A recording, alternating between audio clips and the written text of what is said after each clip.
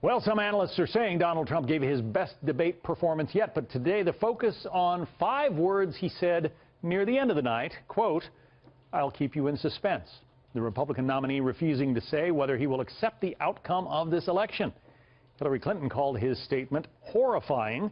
Some of his fellow Republicans say it was a big mistake, and the conservative commentator Charles Krauthammer even calling that moment political suicide.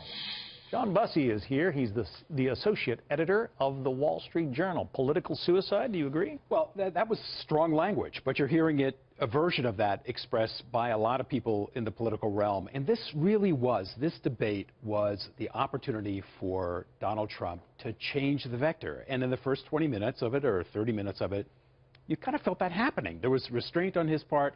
He was hammering on the issues.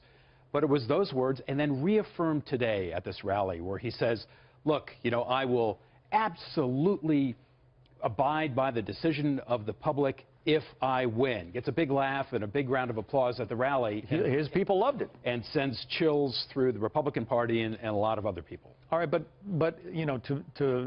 not to defend necessarily what he said, but to play devil's advocate, Al Gore has challenged election results. John Kerry challenged election results. His supporters are saying what he was saying is that he wants to wait till all of the votes are counted. Let's see how close this election is and then decide. Yeah, I think that if you couch it that way, if you say, hey, look, if it's going to be a super close election again, as it was for Al Gore in Florida, I might still challenge it. But if it's not, if it's clear, then I'm going to abide by the decision and the election process, the American people. There'd be a totally different reception to what he's saying. But it's not that. It's kind of a challenge. It's this whole notion of a rigged system against him, the media, the system itself. And this really was, a lot of things have happened in this campaign. But these 3 debates have really been decisive for Donald Trump. He's had trouble with them. Last night, it didn't look like he was having trouble. It looked like he was really on message in that first half of the debate. And then it kind of spun out of control with this comment and a couple of other comments. And he missed an enormous opportunity to reach out to a broader audience than he has to date and to do something more than invigorate his base. So, yeah, his remarks appealing to his base, but they didn't necessarily broaden the spectrum of voters he might bring into the polls? That's right. Now, look, looking at Hillary Clinton, just to kind of underscore something that Laura Meckler just said, I don't think that these issues are going to be going away. I mean, foundation issues, email issues, he may have missed an opportunity to hammer on those last night. He was coming at her. She pivoted away, and he kind of allowed her to pivot.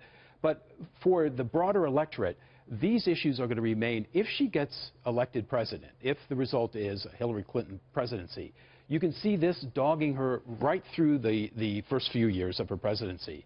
The question now for down-ballot Republicans, has Donald Trump damaged or improved their opportunities to get reelected? But why would it do that? Why would his comment about, the results of a presidential election, a nationwide election, why would that affect somebody's race in Idaho? Right. So I think that there are certain things that Americans feel very proud of and want to affirm and don't want to have violated. You stop at stoplights for the most part. You pay your taxes. You abide by the will of the public. That's what we're all about, the rule of law.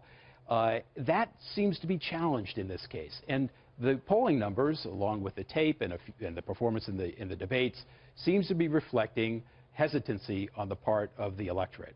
That's what down-ballot Republicans are worried about, that they get tarred with that brush. John Bussey, Wall Street Journal. Thanks for your insights. Pleasure.